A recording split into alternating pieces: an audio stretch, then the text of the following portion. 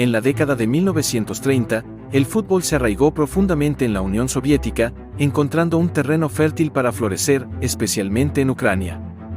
En aquellos años, el Dinamo de Kiev se alzaba como el orgullo del país. Este equipo era resultado de una curiosa unión entre la policía y el Ejército Rojo.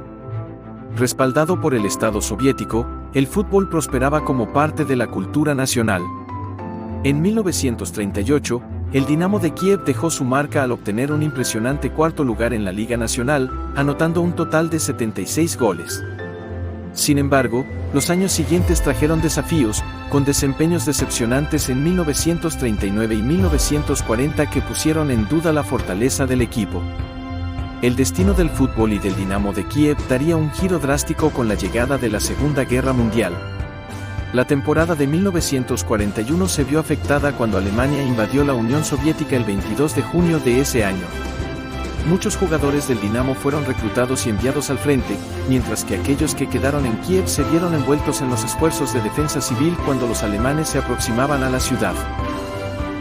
Pero a pesar de todo el conflicto bélico, algo estaba por suceder. Algo que cambiaría al fútbol para siempre. Así que ponte cómodo y acompáñame a conocer la historia de aquel partido presenciado en Kiev en agosto del 1942. Ese que sería recordado como el partido de fútbol más trágico hasta la fecha. Conocido como el Partido de la Muerte. Todo iniciaría en la panadería estatal número 3 de Kiev, donde los antiguos jugadores se reunían buscando oportunidades de trabajo en medio de la guerra.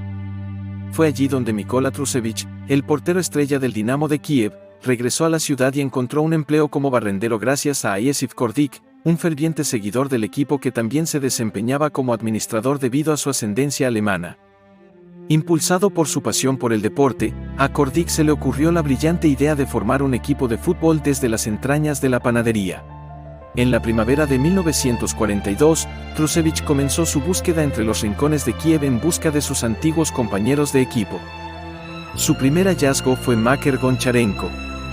En las semanas siguientes, se formaría el FC Start, Fútbol Club Start, con la incorporación de 8 jugadores del Dinamo de Kiev, incluyendo a Trusevich, Mikhail Sviridovsky, Nikolai Korokik, Oleksiy Klimenko, Fedir Tyutchev, Mikhail Putistin, Ivan Kuzmenko y Maker Goncharenko. Además, se unieron 3 jugadores del Lokomotiv de Kiev, Vladimir Balakin, Vasil Zakharev y Mikhail Mielnitsuk. Fue el 7 de julio de 1942, cuando el FC Start saltó al terreno de juego por primera vez. Y a pesar de las adversidades, una alimentación escasa y un equipo poco preparado, el FC Start logró una victoria impresionante por 7-2. El FC Start se enfrentó con equipos de las guarniciones militares, logrando ganar todos los partidos. Entre los equipos estuvieron Guarnición húngara, Guarnición rumana, Equipo Trabajadores del Ferrocarril Militar, PGS de Alemania, MSG Wal de Hungría y el Flakelf de Alemania.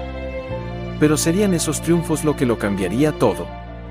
La administración alemana tomó conciencia de que las victorias del FC Start podría inspirar a los ucranianos y disminuir la moral de las tropas del eje. El equipo Flakelf, decidido a saldar cuentas, buscó la revancha, fijando el encuentro para el 9 de agosto en el Estadio Zenit. Con un oficial de las Waffen-SS designado como árbitro, el FC Start sabía que enfrentaba un desafío considerable, con el arbitraje claramente inclinado en su contra. A pesar de las advertencias anónimas sobre posibles represalias si no perdían ante los alemanes, el equipo decidió plantarse en el campo como siempre, rechazando incluso el saludo nazi antes del partido. Al llegar al descanso, el FC Start lideraba 3-1. Fue ahí, cuando el equipo de FC Start fueron advertidos de las fatales consecuencias de una posible victoria. La segunda mitad resultó en un enfrentamiento igualado, con ambos equipos anotando 2 goles adicionales. Al final del partido, el FC Start mantenía una ventaja de 5-3. En un momento icónico, Klimenko, el defensor, eludió la defensa del Flakelf y sorteó al portero, pero en lugar de marcar, optó por lanzar la pelota hacia la multitud. El árbitro de las SS dio por finalizado el juego antes de que se cumplieran los 90 minutos reglamentarios. El Start ganó. Y esa segunda derrota fue demasiado para los alemanes, que prepararon la venganza en frío. Una semana más tarde, el 16 de agosto, el FC Start volvió a enfrentarse al RUC, esta vez derrotándolo con un impresionante marcador de 8-0. Sin embargo, la alegría pronto se vio eclipsada por la oscuridad cuando varios jugadores del FC Start fueron arrestados y sometidos a tortura por la Gestapo. Se les acusó de pertenecer a la NKVD, ya que el Club Dinamo había recibido financiamiento de la policía. Trágicamente, uno de los jugadores arrestados, Nikolai Korokik, perdió la vida bajo tortura. Los demás fueron enviados a los campos de concentración de Sirets, donde algunos enfrentaron un destino aún más cruel. Iván Kuzmenko, Oleksiy Klimenko, Miael Kell y el portero Mykola Trusevich fueron asesinados en febrero de 1943.